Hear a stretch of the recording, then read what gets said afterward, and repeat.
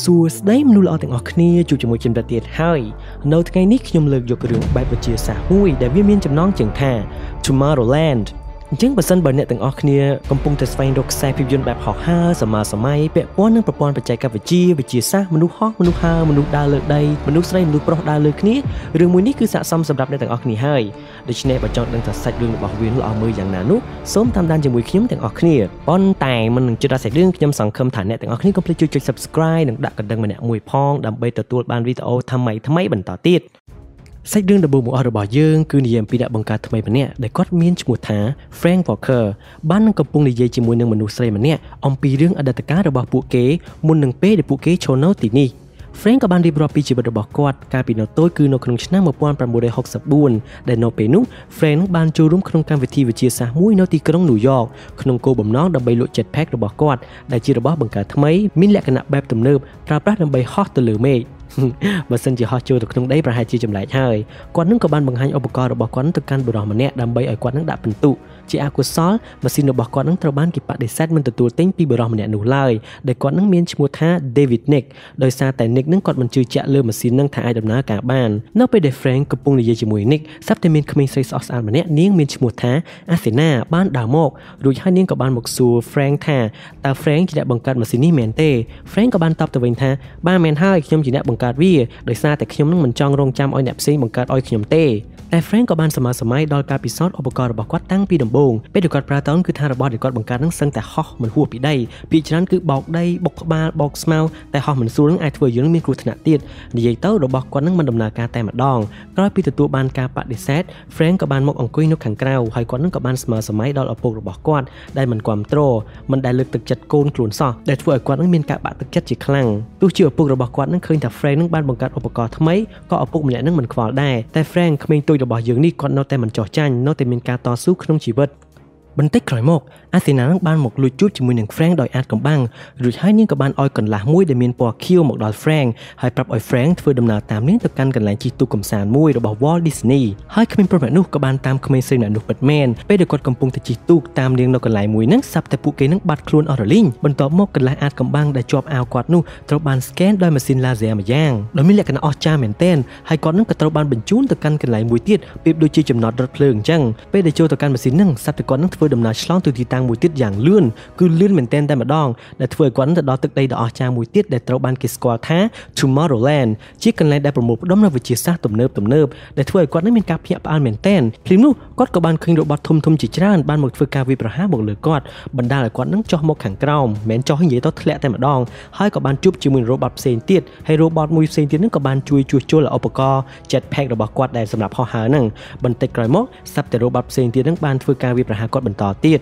ដែលធ្វើឲ្យគាត់នឹងរអិលធ្លាក់ពីលើនោះធ្លាក់ចុះជ្រៅមែនទែនជ្រៅហួសពីការស្មានខ្ពស់ជាងភ្នំ Everest ទៅទៀតមើលទៅដល់ធ្លាក់អញ្ចឹងពេក Frank គាត់ក៏ព្យាយាមហក់ចាប់និងប្រើឧបករណ៍ដែលបានជួសជុលឲ្យដោយមនុស្សយន្តមួយហ្នឹងហើយដល់ពេលហក់ចាប់ទៅគាត់ក៏អាចប្រើប្រាស់របស់នោះបានគឺហោះយ៉ាងលយតែម្ដងហើយគាត់នឹងក៏បានមើលឃើញទិដ្ឋភាពរបស់ទីក្រុង Tomorrowland ដែលពិតជាមានទិដ្ឋភាពដ៏អស្ចារ្យនឹកស្មានមិនដល់ស្រែចម្ងល់នឹងមិនរួចដែលធ្វើឲ្យ Frank នឹងមានអារម្មណ៍រំភើបនឹកស្មានមិនដល់តែម្ដងFrank ក៏បានជួបជាមួយនឹង Athena ហើយនាងក៏បានដឹកដៃ Frank មកមើលទីក្រុងដ៏អស្ចារ្យទីក្រុងនៃក្តីសង្ឃឹមហើយពួកគេក៏បានបន្តរស់នៅជាមួយគ្នានៅទីនោះរីឯ Frank ក៏បានរៀនសូត្រនៅលើទឹកដីនោះដូចគ្នានិយាយបានប៉ុណ្ណឹងស្រាប់តែមានតួស្រីយើងម្នាក់ទៀតដែលគាត់នឹងគឺជាដៃគូរបស់ Frank គាត់នឹងមានឈ្មោះថា Casey Newton គាត់ក៏បាននិយាយអំពីប្រវត្តិរបស់គាត់ដូចគ្នាតាំងពីមុនមកគឺគាត់ចាប់ផ្ដើមតាំងពីគាត់នៅក្មេងមកម្លេះដែលគាត់នឹងគឺជាមនុស្សដែលមានភាពវៃឆ្លាតហើយគាត់នឹងដឹងច្រើនតាក់ទងអំពីភពហើយនឹងផ្កាយបន្តមកនឹងគាត់ក៏បានធំដឹងក្តីពេលដែលគាត់ធំដឹងក្តីនឹងគឺគាត់នឹងជាមនុស្សដែលធ្វើការដោយអាចកំបាំងដោយសារតែថ្ងៃមួយនឹងគាត់បានរៀបរៀងគម្រោងបំផ្លាញអគាររបស់ NASA នៅរដ្ឋ Florida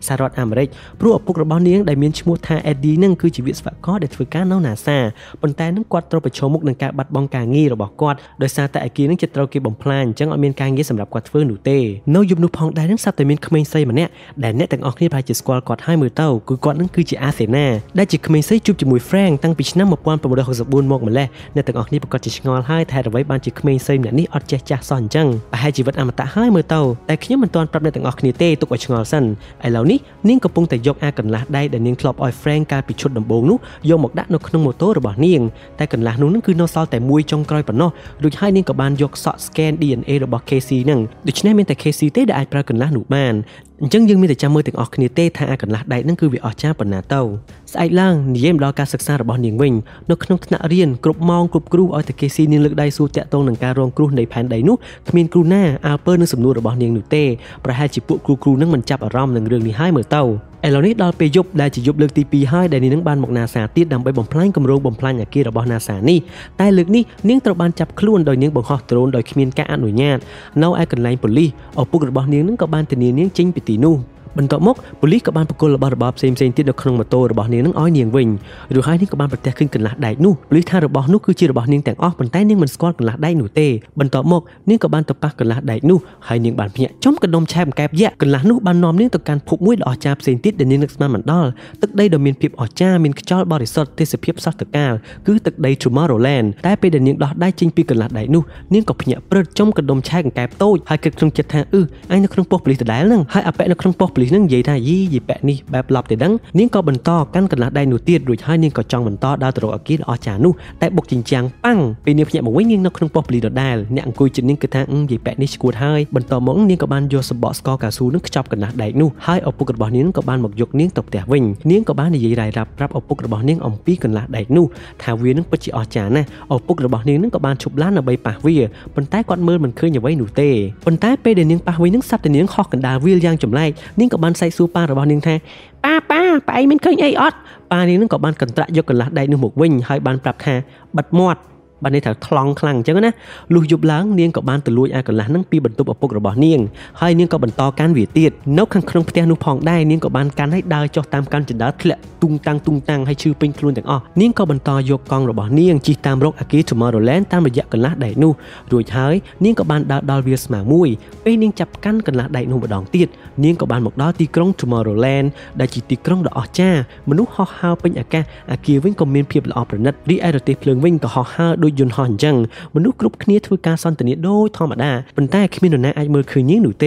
េពេលដល់កន្លែងយានអវកាសឆ្លងភពមួយនាងបានដើរទៅកាន់ទីនោះហាក់ដូចជាដើរចូលទៅក្នុងទឹកអញ្ចឹងប៉ុន្តែនាងបានព្យាយាមដើររហូតដល់ទីបញ្ចប់ប៉ុន្តែកន្លះដែកនោះសាប់តែខូចឲ្យអស់ថ្មដែលបណ្ដាលឲ្យនាងបាត់ចេញពីភពនោះភ្លាមតែម្ដងរួចហើយក៏ប្រទះឃើញខ្លួនឯងនៅកណ្ដាលទឹកបាទដើរទៅទីទៀតលងងាប់ហ្មងនេះអញ្ចឹងនាងក៏បានត្រឡប់មកផ្ទះវិញហើយដោយចង់ដឹងអំពីទឹកដីនោះកាន់តែច្បាស់នាងបានព្យាយាមជួសជុលកន្លះដែកនោះឡើងវិញតែធ្វើមិនរួចបន្តមកនាងក៏បានពឹងប្អូនប្រុសរបស់នាងដែលមានឈ្មោះថាណេតឲ្យជួយស្វែងរកកន្លែងដែលអាចជួសជុលឬមួយក៏ទិញរបស់នេះហើយនាងក៏បានរកឃើញដោយមិនបង្អង់យូរនាងក៏បានទៅតាមអាស័យដ្ឋានរបស់កន្លែងនោះលុះព្រឹកឡើងអាសេណាក៏បានមកសួរណេតអំពីខាស៊ីហើយណេតក៏បានប្រាប់រឿងរ៉ាវទាំងអស់ទៅកាន់អាសេណារួចហើយអាសេណាក៏បានបញ្ញាមករកខាស៊ីពេលខាស៊ីបានមកជួបជាមួយនឹងម្ចាស់ហាងដែលជាប្តីប្រពន្ធមកគូដល់ចំណែកនោះនាងក៏បានសួរតាក់ទងអំពីកន្លះដែកនោះដំបូងប្តីប្រពន្ធនឹងមិនចង់និយាយអំពីរឿងកន្លះដែកនោះទេពួកគេចង់ឲ្យនាងនិយាយថាតើនរណាឲ្យកន្លះដែកនេះមកនាងតែខាស៊ីនាងមិនដឹងអ្វីនោះទេនាងថានាងអត់ដឹងដែរនាងប្រទះឃើញវានៅក្នុងម៉ូតូរបស់នាងបន្ទាប់មកពីអ្នកប្តីប្រពន្ធនឹងក៏នៅតែគំរាមពីអ្នកនឹងថាតើកន្លះដែកនឹងនាងបានមកពីណាខាស៊ីនឹងមានការភ័យចង់តែរត់ដើម្បីកុំឲ្យនាងរត់ពីអ្នកប្តីប្រពន្ធនឹងក៏បាននិយាយរឿងរ៉ាយរ៉ាប់តាក់ទងនឹងកន្លះដែកនេះដោយខាងប្តីនឹងបាននិយាយថានាងប្រហែលជាឃើញអ្វីដ៏អស្ចារ្យរួចមកហើយតាមរយៈកន្លះដែកនេះដូច្នេះនាងអាចសាកសម័យមើលថាអ្នកវិទ្យាសាស្ត្រអ្នកសិល្បៈអ្នកមានប្រាជ្ញាជ្រាបវៃនិងអ្នកមានគំនិតច្នៃប្រឌិតឬមួយក៏អ្នកនយោបាយជាច្រើនផ្សេងទៀតបានសម្រេចចិត្តថាផ្លាស់ប្ដូរទៅក្នុងការរស់នៅផ្សេងមួយទៀតដោយគ្មានការហាមឃាត់ពីនយោបាយបានន័យថាពួកគេចង់ធ្វើអ្វីក៏បានដែរតើពួកគេនឹងរកកន្លែងណាដើម្បីធ្វើរឿងទាំងអស់នេះបានកន្លែងដែលពួកគេជ្រើសរើសនោះគឺជាកន្លែងដែលគ្មានការបំផ្លាញកន្លែងដែលគ្មានការលោភលន់និងកន្លែងដែលមានតែភាពស្មោះត្រង់ដូច្នេះវាត្រូវតែជាកន្លែងអាថ៌កំបាំងមួយដែលពួកគេអាចបង្កើតអ្វីៗបានដោយគ្មានការរារាំងអ្វីទាំងអស់ដូច្នេះមានតែទឹកដី Tomorrowland ទេដែលអាចអនុញ្ញាតឲ្យពួកគេធ្វើបែបនេះបានប៉ុន្តែអ្វីដែលខ្ញុំបានប្រាប់នាងទាំងអស់នេះគឺគ្រាន់តែជាការប្រឌិតប៉ុណ្ណោះអញ្ចឹងឥឡូវសម្ដីអាប៉ែនឹងនិយាយចប់ហើយតែចង់សួរអ្នកទាំងអស់គ្នាមើលថាហេតុអ្វីបានជាពិភពលោកដ៏សោះសកាមួយនេះមិនអាចមានបាននៅពេលអនាគតបើសិនបើមានតែបុគ្គលអស្ចារ្យមនុស្សស្មោះត្រង់គ្មានការកាប់ចាក់គ្មានសង្គ្រាមហ្នឹងគឺវានឹងអាចមានមែនទីតាំងនៅពេលអនាគតហ្នឹងប៉ុន្តែគ្រាន់តែថាយើងអត់ដឹងវានៅទីណាដូច្នេះអ្នកទាំងអស់គ្នាប្រកាសជាដឹងថាអាប៉ែនឹងកំពុងតែកុហក KC ហើយបន្តមកហ្នឹងគួយអ្នកប្តីប្រពន្ធនឹងអត់ចង់ឆ្លើយសំណួរអ្វីបន្ថែមទៀតនោះទេបុរសនិងស្ត្រីនោះក៏បានទាមទារសួរនាងឲ្យប្រាប់ថាតើអ្នកណាជាអ្នកឲ្យកន្លះនាងក៏អត់បានដឹងហើយនាងក៏មានការភ័យខ្លាចKC យើងហ្នឹងអញ្ចឹង KC ហ្នឹងក៏បានបំរុងនឹងរត់ដូច្នេះហើយព ពួកគេទាំងពីរនោះក៏បានយកកំភ្លើងជ័រប៉ុន្តែវាមិនមែនជាកំភ្លើងជ័រទេគឺបាញ់ចេញមែនទែនធ្វើការបាញ់ប្រហារនាងពេញហាងនោះទាំងអស់តែម្ដងដែលធ្វើឲ្យនាងមានការភ័យខ្លាចមិនដឹងរត់ទៅខាងណាខាងណីនោះទេសັບតែភ្លាមៗនោះអាសេណានឹងក៏បានមកដល់នាងក៏បានធ្វើការប្រយុទ្ធជាមួយនឹងប្តីប្រពន្ធទាំងពីរនាក់នោះដោយភាពអង់អាចក្លាហានតែម្ដងចុងក្រោយបុរសនោះក៏ត្រូវបានចាក់សម្លាប់ហើយចំណែកប្រពន្ធនឹងក៏ត្រូវបានដាច់ក្បាលអញ្ចឹងខ្ញុំសូមបញ្ជាក់អ្នកទាំងអស់គ្នាថាពីរនាក់ប្តីប្រពន្ធនឹងគឺជាមនុស្សយន្តទេរួចហើយពួកមនុស្សយន្តនឹងក៏បានកំទេចខ្លួនឯងចោលតែម្ដងដូច្នេះគ្រប់មនុស្សយន្តទាំងអស់នៃ Tomorrowland តែងតែដាក់បំទុះខ្លួនឯងបំបត្តិភ័ស្តុតាងដើម្បីកុំឲ្យបែកការCasey និងអាសេណាបានរត់រួចខ្លួនដោយជិះឡានគេចផុតពីគូសត្រូវអាសេណានឹងក៏បានប្រាប់ Casey ថាតាមពិតទៅនាងក៏ជាមនុស្សយន្តដូចពួកគេដែរតែមិនមែនជារ៉ូបតធម្មតាដូចជប៉ុនអីនោះទេគឺពួកគេនឹងមានភាពវៃឆ្លាតជាងមនុស្សទៅទៀតបាទមិនធម្មតាទេនេះហើយដែលជាមូលហេតុដែលអាសេណារបស់យើងនាងមិនចេះចាស់សោះតែម្ដងរីឯ Casey វិញនាងមិនយល់អ្វីនោះទេនាងភ័យចង់លេចនោមទៅហើយចង់តែរត់មិនរួចនាងក៏បានហក់ធាក់ហ្វ្រាំងឡានរួចហើយនាងក៏បានបើកទ្វាររត់អាសេណានាងក៏បានរត់ដេញតាមតែត្រូវបានឡានយ៉ាងធំបុកខ្ទាតប៉ាំងវើរីឯ Casey នាងក៏មានការភ្ញាក់ផ្អើលដែរប៉ុន្តែនាងបន្តរត់ទៀតដោយជិះអាឡានបុកហ្នឹងរីឯអាសេណានាងបានងើបឡើងមុខនាងភ្លេកផ្លាក់ហើយក៏បានរត់ដេញតាមខារីបន្តទៀតហើយនាងរត់លឿនដូចជារន្ទះអញ្ចឹងរហូតដល់នាងរត់តាមទាន់របស់CaseyហើយCaseyនឹងមានការភ័យខ្លាចជាខ្លាំងបន្ទាប់ពីឃើញនាងហោះបុកឡានតែម្ដងបែបនេះដូច្នេះដើម្បីកុំឲ្យCaseyខ្លាចពេកអាសេណាក៏បានរាយរាប់រឿងទាំងអស់ប្រាប់ Casey ដោយនិយាយថានាងមានទូរទស្សន៍សម្រាប់ស្វែងរកអ្នកដែលអាចការពារពិភពលោកបា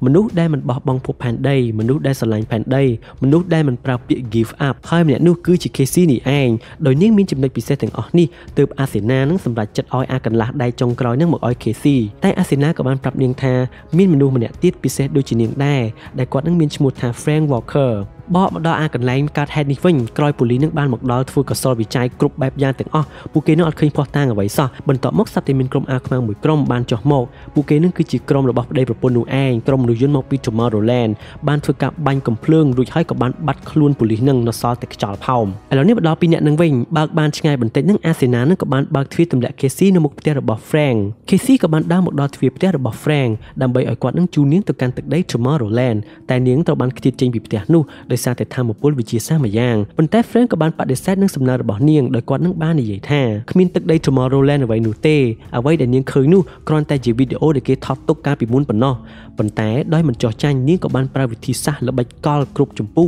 ដើម្បីចូលទៅក្នុងផ្ទះ Frank បានក្រោយពីចូលបានក្នុងផ្ទះនោះហើយនាងក៏បានដើរមើលគ្រប់កន្លែងទាំងអស់ក្នុងផ្ទះរបស់ Frank ហើយនាងក៏បានឃើញមានការបង្ហាញពីវិនាសកម្មនៃពិភពលោកបានន័យថាបន្តិចទៀតពិភពលោកនឹងរលាយ Frank ក៏បានចូលមកកាន់ទីនោះហើយបញ្ជាក់ប្រាប់នាងថាបន្តិចទៀតពិភពលោកនឹងត្រូវបំផ្លាញ 100% តែម្ដងសូម្បីតែថ្ងៃ Casey ស្លាប់នឹងក៏គាត់ដឹងថាថ្ងៃណាដែរប៉ុន្តែនាងមិនយល់ស្របនឹងរឿងនេះឡើយវាមិនអាចទៅរួចទេនាងមិនជឿលើរឿងនេះសោះគ្មាននរណាអាចកំណត់អនាគតរបស់នាងបានឡើយគឺមានតែខ្លួននាងប៉ុណ្ណោះភ្លាមនោះម៉ាស៊ីនរបស់ Frank ស្រាប់តែចម្លែកចុះភាគរយបន្តិចបានន័យថាដំបូងឡើយគឺវា 100% ថាផែនដីនឹងរលាយតែបន្ទាប់ពី Casey នាងបង្ហាញខ្លួនហើយនាងនិយាយបែបនេះវាក៏បានធ្លាក់ភាគរយចុះបន្តិចត្បិតតែប៉ុណ្្នឹងមែនអានឹងក៏ជាសេចក្តីសង្ឃឹមមួយដែរអ្នកទាំងអស់គ្នាបន្ទាប់មក Frank មានការភ្ញាក់ផ្អើលចំពោះ Casey កាន់តែខ្លាំងនិយាយមិនទាន់ចប់ផងពួកមនុស្សយន្តផ្សេងៗទៀតនឹងក៏បានមកដល់ផ្ទះរបស់ Frank ដើម្បីធ្វើការសម្លាប់ Casey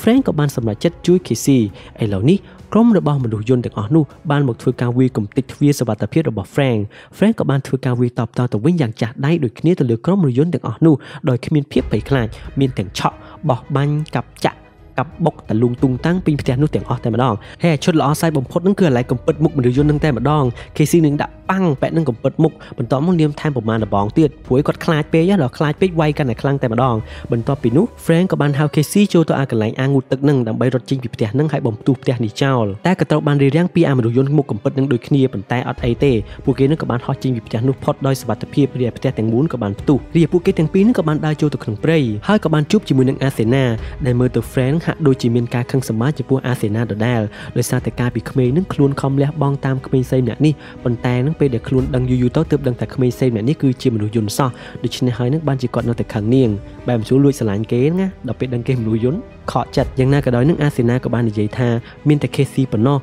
ដែលអាចដោះស្រាយបញ្ហានេះបានបន្តមកនឹង Frank ក៏បានស្ម័គ្រចិត្តជួយឲ្យ Casey ទៅកាន់ទឹកដី Tomorrowland ដែលដំបូងឡើយនឹងពួកគេទៅកាន់ទីក្រុង Parison តាមរយៈបំពង់ឆ្លងទីតាំងដ៏អស្ចារ្យមួយយ៉ាងដែលបង្កើតឡើងដោយ Frank ពេលចូលមកដល់កន្លែងឆ្លងទីតាំងនឹង Frank ក៏បានសួរអាសេណាថាហេតុអ្វីបានជាជ្រើសរើសយក Casey ចម្លើយរបស់នាងគឺមកពី Casey មិនដែលបោះបង់នៅរឿងអ្វីដែលនាងចង់ធ្វើនោះទេប្រៀបដូចជា Frank កាលពីមុនអញ្ចឹងបន្ទាប់ពីនោះពួកគេទាំងអស់គ្នាក៏បានធ្វើ ដំណើរឆ្លងទីតាំងមកកាន់ទូ Eiffel ប្រទេសបារាំងពេលចេញពីបំពង់នោះ Casey នឹងនាងពិតជាហេវទឹកខ្លាំងមែនទែនយមទឹកស្ករទឹកកូកាយក៏ដោយតែនាងបានផឹករហូតដល់តែ2 ដបឯណោះបន្ទាប់មកនឹង Frank ក៏បាននាំពួកគេនឹងមកកាន់កន្លែងសម្ងាត់មួយហើយគាត់ក៏បានបញ្យល់ថារូបសំណាកទាំងអស់នេះគឺជាអ្នករកឃើញ Plus Ultra ដែលជាសហគមន៍ដ៏អាចកំបាំងនៃអនាគតដែលបង្កើត Tomorrowland នៅក្នុង Dimension មួយផ្សេងទៀតអញ្ចឹង Dimension មួយផ្សេងទៀតនឹងបានន័យថាវាស្ថិតនៅក្នុងផែនដីយើងដែរប៉ុន្តែគឺវាស្ថិតនៅក្នុងទីតាំងមួយផ្សេងទៀតអញ្ចឹងដោយសារតែវានឹងឆ្លងទៅអនាគតហើយនៅទីតាំងអនាគត Tomorrowland ហ្នឹងគឺសម្បូរទៅដោយមនុស្សអច្ឆរិយៈជាច្រើនទីនោះនឹងវាអនុញ្ញាតឲ្យអ្នកប្រាជ្ញអ្នកពូកែទាំងអស់ហ្នឹងអាចបង្កើតរបស់របរអស្ចារ្យគ្រប់ប្រភេទដោយគ្មានការហាមឃាត់ដែលវានឹងខុសពីភពផែនដីរបស់យើងឲ្យតែធ្វើអីហ្នឹងតែងតែមានការហាមឃាត់ជានិច្ចបន្តមកហ្នឹង Frank ក៏បានប្រើគន្លឹះយន្តសម្ងាត់ហ្នឹងអនុញ្ញាតឲ្យគ្រាប់រ៉ុកកែតដ៏ធំសម្បើមផុសចេញពីក្រោមទូ Eiffel បាទអ្នកទាំងអស់គ្នាធ្លាប់ទៅលេងទូ Eiffel ទីអត់ដឹងហើយត្រូវបានគេស្គាល់ថា Spectacle បាទរ៉ុកកែតហ្នឹងមានឈ្មោះថា Spectacle សម្រាប់ធ្វើដំណើរទៅកាន់ Tomorrowland អញ្ចឹង Spectacle ត្រូវបានគេបង្កើតឡើងដោយក្រុមអ្នកបង្កើត Tomorrowland ក្នុងកំឡុងពេលសង្គ្រាមលោកលើកទី2អញ្ចឹងបើសិនជាមានបញ្ហាអ្វីមេដឹកនាំធំៗនឹងប្រើរ៉ុកកែតនឹងដើម្បីជិះឆ្លងទៅកាន់ Tomorrowland ហើយប៉ុន្តែបន្ទាប់ពីសង្គ្រាមលោកលើកទី2ចប់ទៅវាគ្មានបញ្ហាអ្វីអាគ្រាប់រ៉ុកកែតនឹងក៏ត្រូវបានគេលាក់នៅក្រោមនឹងមកដល់ពេលសប្តាហ៍ថ្ងៃនេះឯងរួចហើយពួកគេទាំង3នាក់នឹងក៏បានប្រញាប់ប្រញាល់ដើម្បីឡើងជិះរ៉ុកកែតនោះព្រោះក្រុមមនុស្សយន្តផ្សេងទៀតនឹងនៅទីក្រុងប៉ារីសនឹងក៏បានតាមប្រមាញ់ពួកគេដែរប៉ុន្តែសំណាងល្អពួកគេទាំង3នាក់ក៏បានហោះពុតចេញពីទីនោះដោយបានធ្វើដំណើរទៅកាន់ព្រះច័ន្ទអញ្ចឹងដំបូងឡើយគឺពួកគេនឹងហោះទៅកាន់ភពព្រះច័ន្ទសិនបន្ទាប់មកនឹងពួកគេក៏បានត្រឡប់ថយក្រោយមកកាន់ផែនដីវិញប៉ុន្តែមិនមែនជាលបឿនធម្មតាទេគឺជាលបឿនលឿនដូចពន្លឺអញ្ចឹងដែលវានឹងធ្វើការឆ្លងកាត់ another dimension បានន័យឆ្លងកាត់ពេលវេលាមួយផ្សេងទៀតបាននិយាយងាយយល់ទៅគឺឆ្លងទៅកាន់ពេលអនាគតដោយលបឿនយ៉ាងលឿនដូចជាពន្លឺអញ្ចឹងហើយអ្នកដែលជិះក្នុងនឹងស្ទើរតែបាត់បង់រាងកាយតែម្ដងរួចហើយពួកគេនឹងក៏បានហោះចូលមកកាន់ស្រទាប់ដែនដីនៃអនាគតវិញដែលមានឈ្មោះថា Tomorrowland ប៉ុន្តែ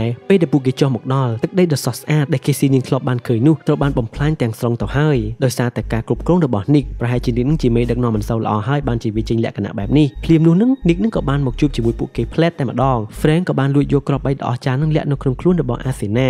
បន្ទាប់មក Nick ក៏បានចុះមកសួរសុខទុក្ខ Frank បន្ទាប់មក Frank ក៏បានណែនាំ Casey ទៅកាន់ Nick ថា Casey នឹងជាមនុស្សដែលអាចបញ្ឈប់ការរលាយរលត់នៃផែនដីបាន Casey នាងនៅតែមានការភ្ញាក់ផ្អើលពីព្រោះនាងមិនចេះបច្ចេកវិទ្យាអ្វីសោះនាងគ្រាន់តែជាមនុស្សធម្មតាហេតុអ្វីបានជាថានាងនឹងអាចដោះស្រាយបញ្ហានេះបានទៅវិញត្រង់ចំណុចនេះខ្ញុំចង់បញ្ជាក់អ្នកទាំងអស់គ្នាថាតាមពិតទៅនឹងតួនាទីរបស់ Athena នឹងគឺជាអ្នកស្វែងរកបុគ្គលអស្ចារ្យដែលមិនចេះបោះបង់ដូចជា Frank និង Casey អញ្ចឹងប៉ុន្តែបន្ទាប់ពី Nick ឡើងគ្រប់គ្រងទឹកដីនេះគាត់ក៏បានបិទក្រុមរបស់ Athena ចោលតែ Athena នៅតែលួចរត់គេចចេញទើប Nick នឹងបានបញ្ជាឲ្យគ្នារបស់ខ្លួនដែលជាមនុស្សយន្តនឹងដេញសម្លាប់នាងចោលហើយចំពោះមូលហេតុដែល Nick ធ្វើបែបនេះខ្ញុំក៏មិនទាន់ប្រាប់អ្នកទាំងអស់គ្នាដែរយើងមានតែចាំមើលបន្តទៀតទាំងអស់គ្នាតែខ្ញុំចង់បញ្ជាក់ប្រាប់អ្នកទាំងអស់គ្នាថា Nick នឹងក៏ជាមនុស្សយន្តដែរនិយាយរួមទៅអ្នកដែលរស់នៅលើទឹកដី Tomorrowland នេះភាគច្រើនសុទ្ធតែជាមនុស្សយន្តតែពួកគេនឹងមានសមត្ថភាពខ្លាំងជាងមនុស្សធម្មតាយើងទៅទៀតហើយសួរថាពួកគេនឹងហូបអីខ្ញុំក៏មិនប្រកាសដែរប្រហែលជាហូបព្រិញសិនឬមួយក៏អីអញ្ចឹងហើយមើលទៅឥឡូវនេះ Nick នឹងក៏បាននាំពួកគេទាំង3នាក់ឡើងមកលើម៉ាស៊ីនដែល Frank ជាអ្នកបង្កើតសម្រាប់មើលទៅថ្ងៃអនាគតដែលម៉ាស៊ីននេះមានឈ្មោះថា The Monitor ពេលដែលពួកគេឡើងជិះលើម៉ាស៊ីននោះពួកគេអាចមើលឃើញអនាគតរបស់ពួកគេនឹងបានរយៈពេល 2-3 នាទីខាងមុខបាទពិតជាលយមែនតែនហើយអង្គតែនឹងម៉ាស៊ីនទាំងមូលនេះគឺស្រូបនឹងប្រើថាមពលមួយយ៉ាងដែលត្រូវបានគេស្គាល់ថា Tachyon និង Tachyon ឬមួយក៏មិនទេអ្នកទាំងអស់គ្នាដែលវានឹងអាចធ្វើដំណើរលឿនជាងពន្លឺទៅទៀត Casey នឹងក៏បានប្រើម៉ាស៊ីនបង្វិលសម្រាប់ចូលមើលទៅក្នុងផែនដីនាពេលបច្ចុប្បន្នហើយម៉ាស៊ីននេះក៏វាអាចមើលទៅពេលអនាគតបានដូចគ្នាដំបូង Casey បានបង្វិលលេងយ៉ាងសប្បាយប៉ុន្តែបន្តមកនាងក៏បានប្រទះឃើញថាភពផែនដីនៅពេលអនាគតមានជួបគ្រោះមហន្តរាយទឹកកកនៅពលរលាយទាំងអស់ខ្យល់បំពុលសង្គ្រាមពេញផ្ទៃពិភពលោករីឯផ្ទះរបស់នាងវិញក៏ត្រូវបានលិចលង់នាងមានការតក់ស្លុតជាខ្លាំង Nick ក៏បានប្រាប់នាងថាសល់មិនដល់ពីខែទៀតទេផែនដីនឹងរលាយដែលរឿងនេះធ្វើឲ្យ Casey នាងស្រឡាំងកាំងតែម្ដងនាងក៏បានសួរ Nick ថាហេតុអ្វីបានជាគាត់មិនព្រមប្រាប់ពិភពលោកអំពីរឿងនេះ Nick ក៏បានតបទៅវិញថានោះជាពិភពលោករបស់នាងទីនេះដែលជា Tomorrowland គឺជាពិភពលោករបស់ខ្ញុំមិនខ្វល់នោះទេ Casey នាងក៏បានបដិសេធយ៉ាងអហង្ការថារឿងនេះមិនអាចកើតឡើងបាននោះឡើយភ្លាមនោះម៉ាស៊ីននោះក៏សັບតែបង្ហាញទិដ្ឋភាពអនាគតដ៏ស្រស់ស្អាតមួយផ្លែតដែលវាបានសេចក្តីថាបើយើងមិនខ្វល់ពីអនាគត ហើយព្យាយាមដោះស្រាយបញ្ហាបច្ចុប្បន្នឲ្យល្អនោះម៉ាស៊ីននៃអនាគតនេះនឹងកែប្រែព័ត៌មានតាមតែយើងនឹងជាអ្នកកំណត់វិញ Frank បន្ទាប់ពីឃើញទិដ្ឋភាពដ៏ស្រស់ស្អាតនោះខ្លួនក៏បានយកទៅប្រាប់ Nick ហើយ Nick ក៏បានឆក់ Frank ឲ្យសន្លប់ម្ដងទៀតហើយនាំពួកគេមកឃុំឃាំងអ្នកទាំងអស់គ្នាប្រកាសជារឹតតែឆ្ងល់ហើយតែហេតុអ្វីបានជា Nick នឹងមិនចង់ជួយពួកគេបន្តិចទៀតអ្នកទាំងអស់គ្នានឹងដឹងមូលហេតុនោះហើយវាពិតជាសាមញ្ញធម្មតាមែនទែនតែសាកទីក្នុងចិត្តលោមើថាតើហេតុអ្វីបានជាអពៈនឹងស្អប់ភពផែនដីយើងម្ល៉េះតោះសាច់រឿងរបស់យើងវិញពេល Frank នឹងគាត់ភ្ញាក់ឡើងនឹងគាត់នឹងមានការសោកស្ដាយជាខ្លាំងដែលគាត់បង្កើត The Monitor នេះឡើងហើយបន្ទាប់ពីគាត់ឃើញអនាគតនៃម៉ាស៊ីនដែលគាត់បង្កើតនឹងគាត់ស្រាប់តែបាក់ទឹកចិត្តបាត់បង់ក្តីសង្ឃឹមអ្វីទាំងអស់តែម្ដងនិយាយរួមទៅគឺមានអារម្មណ៍ដូចជា Casey នៅពេលនេះអញ្ចឹងដែលនាងកំពុងតែបាក់ទឹកចិត្តពេលដឹងថាភពផែនដីជិតរលាយតែ Casey ដំបូងនាងចង់បោះបង់ចោលតែបន្ទាប់ពីនាងនឹកឃើញរឿងកាលពីមុនមកទើបនាងដឹងថា The Monitor នេះអាចបញ្ចេញរលកវិទ្យុសកម្មមកកាន់ភពផែនដីនាពេលបច្ចុប្បន្នបានន័យថាវាអាចឆ្លងពេលវេលាពីអនាគតមកកាន់បច្ចុប្បន្នបានសេចក្តីថាម៉ាស៊ីននេះគឺជាអ្នកគ្រប់គ្រងអារម្មណ៍របស់មនុស្សគ្រប់គ្នានៅលើផែនដីសពថ្ងៃដូច្នេះរឿងដែលពួកគេត្រូវធ្វើបន្ទាប់គឺបិទម៉ាស៊ីននេះចោលភ្លាមនោះទាហានរបស់ Nick ក៏បានយកពួកគេមកជួបជាមួយនឹង Nick ដើម្បីឆ្លងទៅកាន់កោះដាច់ស្រយាលមួយនៅលើភពផែនដីប៉ុន្តែ Casey និង Frank បានបញ្យល់រឿងនេះទៅកាន់ Nick ថា The Monitor នេះហើយគឺជាអ្នកបញ្ជូនព័ត៌មានទៅកាន់ភពផែនដីបច្ចុប្បន្នហើយវាបានបញ្ជាឲ្យមនុស្សសពថ្ងៃនឹងគិតថាពិភពលោកជិតរលាយហើយវាបញ្ជូនរាល់ថ្ងៃបញ្ជូនរហូតដល់មនុស្សនឹងជឿជាក់ថាការទូទាយនោះពិតជាអាចកើតឡើងមែនហើយកាលណាបើសិនមនុស្សជឿថាវានឹងកើតឡើងនោះការទូទាយនេះនឹងក្លាយទៅជាការពិតដូច្នេះយើងត្រូវតែបិទម៉ាស៊ីននេះចោលត្រង់ជុតនេះ Nick គាត់បានបង្ហាញអារម្មណ៍ធម្មតាមិនភ្ញាក់ផ្អើលអីសោះតែម្ដងព្រោះគាត់ដឹងរឿងនេះអស់ហើយគាត់បានបដិសេធមិនបិទម៉ាស៊ីននេះចោលនោះទេមូលហេតុគឺគាត់ចង់ឲ្យផែនដីរបស់យើងបច្ចុប្បន្ននេះរលាយបាទនេះគឺជាមូលហេតុធម្មតានឹងហើយតាមពិតដំបូងឡើយនឹងគាត់ក៏មានតួនាទីក្នុងការការពារផែនដីដែរប៉ុន្តែបន្ទាប់ពីគាត់នឹងឃើញថាមនុស្សយើងពេលបច្ចុប្បន្ននឹងមិនខ្វល់ពីផែនដីដឹងតែពីបំពុលបរិស្ថានកាប់បំផ្លាញព្រៃឈើប្រើថង់ប្លាស្ទិកបំពុលទឹកបំពុលខ្យល់រីឯអ្នក business វិញនឹងគិតតែពីរឿងលុយដូច្នេះហើយនឹងគាត់នឹងពិតជាមានការខឹងមែនទែនបានជាគាត់នឹងចង់មានគោលបំណងក្នុងការបំផ្លាញពួកគេចោលដូច្នេះបើគាត់មិនចូលរួមបំផ្លាញពួកគេទេពួកគេនឹងមករកទឹកដី Tomorrowland ហើយបំផ្លាញទីនេះចោលដូចគ្នាអញ្ចឹងមានន័យថាគាត់គិតថាមនុស្សយើងទៅទីណាគឺបំផ្លាញទីនោះតែម្ដងហេតុនេះហើយបានជាគាត់មានអារម្មណ៍ស្អប់មនុស្សលោកដកជាប់បេះដូងដកមិនចេញតែម្ដងទើបគាត់នឹងអនុញ្ញាតឲ្យរលកសញ្ញាឬមួយក៏រលកវិទ្យុសកម្មនៃ The Monitor នេះបញ្ជាអារម្មណ៍មនុស្សលោកយើងឲ្យគិតថាបន្តិចទៀតផែនដីនឹងរលាយដូច្នេះត្រង់កន្លែងនេះអ្នកទាំងអស់គ្នាអាចសួរខ្លួនឯងបានថាធ្លាប់គិតអត់ថាបន្តិចទៀតនឹងផែនដីនឹងរលាយមែនសូម្បីតែខ្ញុំផ្ទាល់ពេលខ្លះក៏ខ្ញុំគិតដូចគ្នាដែរថាតិចទៀតសម័យឃើញពិភពលោកយើងនឹងរលាយហើយមិនស្រួលឡើយគេកំពុងតែបញ្ជូនរលកវិទ្យុសកម្មនឹងចូលមកក្នុងខួរក្បាលរបស់យើងផងយើងក៏មិនដឹងនេះអញ្ចឹងបើសិនជាមនុស្សគ្រប់គ្នាគិតបែបនេះការទូទាយនៃ The Monitor នោះនឹងក្លាយជាការពិតមែនបន្ទាប់ពីនោះមនុស្សនឹងរឹតតែមិនខ្វល់ពីផែនដីប្រហែលជាអាចគិតក្នុងចិត្តថាខំជួយបំផ្លាញបន្ថែមទៀតចុះព្រោះតិចទៀតនឹងផែនដីវារលាយហើយអញ្ចឹងបើមិនបានចូលរួមបន្ថែមខ្លាចស្ដាយនឹងអ្នកខ្លះអាចគិតអញ្ចឹងសម្ដីទាំងអស់នេះបានធ្វើឲ្យ Frank និង Casey នឹងប្រកែកមិនបានទេព្រោះពួកគេមើលទៅមនុស្សយើងសពថ្ងៃគឺពិតជាធ្វើរឿងចង្រៃជាច្រើនមែនមកលើផែនដីប៉ុន្តែ Casey នឹងចង់បង្ហាញថាមិនមែនសុទ្ធតែមនុស្សទាំងអស់សុទ្ធតែជាអ្នកបំផ្លាញផែនដីនោះទេនៅមានមនុស្សមួយចំនួនទៀតនៅតែស្រឡាញ់ផែនដីហើយមិនបោះបង់ផែនដីចោលនោះឡើយឧទាហរណ៍ដូចជានាងជាដើមហើយចំពោះខ្ញុំចង់បន្ថែមថាសូម្បីតែអ្នកកំពុងតែមើលវីដេអូនេះក៏សុទ្ធតែជាអ្នកស្រឡាញ់បរិស្ថានដែរមើលទៅសុទ្ធតែជាមនុស្សល្អហ្មងណាប៉ុន្តែបុរសម្នាក់នោះដែលជាអ្នកនឹងគាត់មិនខ្វល់ទេពីព្រោះគាត់បានស្អប់មនុស្សលោកដល់ប្រហោងឆ្អឹងទៅហើយដោយមិនអាចបំភ្លេចនៅសកម្មភាពដែលពួកគេបំផ្លាញផែនដីខ្លួនឯងដូច្នេះគាត់នៅតែបន្តសកម្មភាពរបស់គាត់បន្ទាប់ពីនោះគាត់ក៏បញ្ជូនពួកគេទៅកាន់កោះដាច់ស្រយាលមួយនៅក្នុងភពផែនដីតែភ្លាមនោះ Frank គាត់ក៏បានចុចគន្លឹះយន្តលើដៃរបស់ Nick ដើម្បីឲ្យ The Monitor នឹងចុះមកហើយ Casey ក៏បានយកគ្រាប់បែកពីអាសេនាដើម្បីឡើងទៅកំទេច The Monitor Nick ក៏បានបញ្ជាឲ្យមនុស្សយន្តរបស់ខ្លួនធ្វើការវាយប្រហារទៅលើ Casey ប៉ុន្តែនាងត្រូវបានអាសេនាជួយទាន់អាសេនាអាចតទល់ជាមួយមនុស្សយន្តនោះបានយ៉ាងងាយស្រួលដូចជាបកចេកស៊ីម៉ង់ Nick និង Frank កំពុងតែវាយតទល់គ្នានៅខាងក្រៅហើយ Nick ក៏ព្យាយាមទម្លាក់ Casey មិនឲ្យឡើងទៅកាន់ The Monitor បានអាសេនាក៏កំពុងតែប្រកួតជាមួយនឹងមនុស្សយន្តទាំងពីរនាក់នោះដោយនាងបានធ្វើឲ្យមនុស្សយន្តមួយទៀតវាយប្រហារគ្នាឯងរីឯ Nick ក៏បានព្យាយាមចុចកន្លឹះយន្តនោះហើយធ្វើឲ្យ Casey ដែលច្រឡំដៃចុចគ្រាប់បែកនោះធ្លាក់ចុះមកខាងក្រោមវិញតែនាងត្រូវបានមនុស្សយន្តដែលអាសេនាបញ្ជានោះហក់ចូលមកជួយទាន់ដោយទប់ពីខាងក្រោម Casey នាងក៏បានទៅរើសគ្រាប់បែកនោះប៉ុន្តែគ្រាប់បែកនោះមិនអាចបិទបានទេ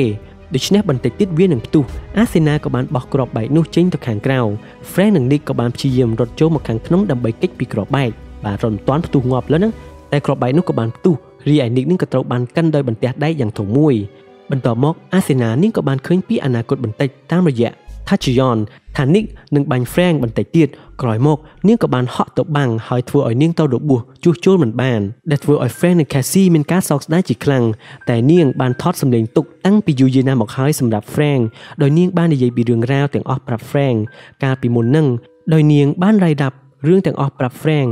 កាលពី Frank នៅក្មេង Frank គឺជាក្មេងប្រុសដ៏ស្រស់សង្ហាម្នាក់បានសម្លឹងមកមើលនាងដែលជាមនុស្សយន្តនោះចាប់ផ្ដើមមានភាពភ័យខ្លាចជាខ្លាំងព្រោះបើកាលណា Frank ដឹងថានាងជាមនុស្សយន្ត Frank នឹងស្អប់នាងដូច្នេះនាងនៅតែព្យាយាមធ្វើជាអ្នកគាំទ្រ Frank ជានិច្ចព្រោះ Frank គឺជាក្មេងដែលមានសមត្ថភាពអស្ចារ្យម្នាក់ប៉ុន្តែយូរទៅ Athena ក៏ចាប់ផ្ដើមមានអារម្មណ៍ចម្លែកទៅកាន់ Frank ដែលធ្វើឲ្យនាងជាមនុស្សយន្តនឹងមិនអាចបញ្យល់ខ្លួនឯងបានហើយវាអាចជាអារម្មណ៍ស្នេហានោះឯងនៅថ្ងៃដែល Frank ត្រូវបានគេនិរទេសចេញពី Tomorrowland Frank ក៏បានប្រាប់ Athena ថានាងជាមនុស្សដំបូងដែលធ្វើឲ្យគាត់បាត់បង់ក្តីសង្ឃឹម Frank ប្រាប់នាងថាសម្ដីនេះនាងនឹងមិនយល់ជារៀងរហូតឡើយព្រោះនាងជាមនុស្សយន្តតាមពិតទៅនេះក៏ដោយសារតែ Frank ស្រឡាញ់ Athena ប៉ុន្តែបន្ទាប់ពីដឹងថាភពផែនដីនឹងរលាយតាមរយៈម៉ាស៊ីនដែលគាត់បង្កើតនិងដឹងថា Athena ជាមនុស្សយន្តនោះទើបធ្វើឲ្យគាត់បាត់បង់ក្តីសង្ឃឹមAthena បាននិយាយបន្តទៀតថានាងជាមនុស្សយន្តដែលបង្កើតឡើងដើម្បីរកមនុស្សដែលមានក្តីស្រមៃដូចជា Frank និង Cassie ហើយតស៊ូមិនបោះបង់មនុស្សប្រភេទទាំងអស់នេះត្រូវតែសហការគ្នាដើម្បីជួយពិភពលោកឥឡូវនេះពួកគេបានបាត់បង់គ្រាប់បែកនោះទៅហើយប៉ុន្តែនៅសល់រាងកាយមនុស្សយន្តរបស់ Athena ដូច្នេះនាងអាចប្រើប៊ូតុងចុងក្រោយរបស់នាងគឺបំផ្ទុះខ្លួនឯងឲ្យផ្ទុះដូចជាគ្រាប់បែកដើម្បីកំទេច The Monitor Frank ក៏បានធ្វើតាមការណែនាំរបស់នាងហើយហោះទៅខាងលើរួចហើយក៏បានទម្លាក់នាងចូលទៅក្នុង The Monitor ទាំងទឹកភ្នែកមួយសន្ទុះក្រោយមកអ្វីគ្រប់យ៉ាងក៏បានផ្ទុះយ៉ាងសាហាវហើយដុំនោះក៏បានធ្លាក់កិនមកកាន់ Nick រីឯ Frank និង Cassie ក៏បានរួចផុតពីគ្រោះថ្នាក់បន្ទាប់មកពួកគេទាំងពីរនាក់ក៏បានពិភាក្សាគ្នាថាត្រូវធ្វើអ្វីបន្តទៀត Frank ត្រូវបានគេជ្រើសធ្វើជាអ្នកដឹកនាំនៅលើទឹកដី Tomorrowland បន្ទាប់ពី Nick ដោយសារតែ Nick ជាមនុស្សអាត្មានិយមដូច្នេះងាប់ទៅគ្មាននរណាខ្វល់ទេ Frank និង Cassie ក៏បន្តបើកប្រតិបត្តិការតាមរកមនុស្សពីផែនដីបន្តទៀតប៉ុន្តែពួកគេមិនមែនធ្វើតែឯងនោះទេពួកគេបានទៅរកឪពុករបស់ Cassie និងវិស្វករមួយចំនួនទៀតមកកាន់ទឹកដី Tomorrowland ហើយពួកគេក៏បានរកមនុស្សយន្តក្មេងៗស្ម័គ្រចិត្តជាច្រើនទៀតដែលធ្វើការបន្តពី Athena អញ្ចឹងក្មេងៗទាំងអស់នេះសុទ្ធតែជាមនុស្សយន្តដែលមានតួនាទីធ្វើដូចជា Athena អញ្ចឹងដើម្បីស្វែងរក Dreamer មនុស្សដែលមិនបោះបង់ផែនដីតាមរយៈកន្លះដែកជាច្រើនដែលពួកគេទើបតែបង្កើតថ្មីបើនេះពួកគេបង្កើតថ្មីជាច្រើនថែមទៀតអញ្ចឹងណារួចហើយ Frank ក៏បានបើកទ្វារឆ្លងភពឲ្យពួកគេទៅស្វែងរក Dreamer ជាច្រើនទៀតជុំវិញពិភពលោកដែលពួកគេនឹងជាមនុស្សស្រឡាញ់ភពផែនដីមានចំណេះដឹងជំនាញល្អៗជាច្រើនផ្សេងគ្នាដូចជាអ្នកលេងភ្លេងមេធាវីគ្រូបង្រៀនអ្នករាំរបាំនិយាយរួមទៅគ្រប់ជំនាញទាំងអស់ដោយលួចឲ្យកន្លះដែកនោះទៅពួកគេយ៉ាងអាចកំបាំងហើយមនុស្សដែលត្រូវបានគេជ្រើសរើសទាំងអស់នោះក៏បានងើបឡើងក្នុងទឹកដីនៃអនាគតដូចជា Cassie កាលពីដំបូងអញ្ចឹងដូច្នេះរឿងដែលធ្វើបន្ទាប់នោះគឺមានតែអ្នកដែលស្រឡាញ់ផែនដីប៉ុណ្ណោះដែលអាចឆ្លើយនឹងសំណួរនេះបានអ្នកទាំងអស់គ្នាក៏អាចឆ្លើយសំណួរនេះបានដូចគ្នាថាតើប្រសិនបើគេជ្រើសអ្នកទាំងអស់គ្នាឲ្យចូលជាសមាជិកអ្នកដែលមិនចេះបោះបង់ហើយជួយសង្គ្រោះពិភពលោកនោះតើអ្នកទាំងអស់គ្នានឹងធ្វើយ៉ាងណាសូម comment នៅខាងក្រោមទាំងអស់គ្នាអរគុណចំពោះការទស្សនារបស់អ្នកទាំងអស់គ្នាកុំភ្លេចចុច like share និង comment ដើម្បីទទួលបានវីដេអូថ្មីៗបន្តទៀតសូមអរគុណសូមជម្រាបលា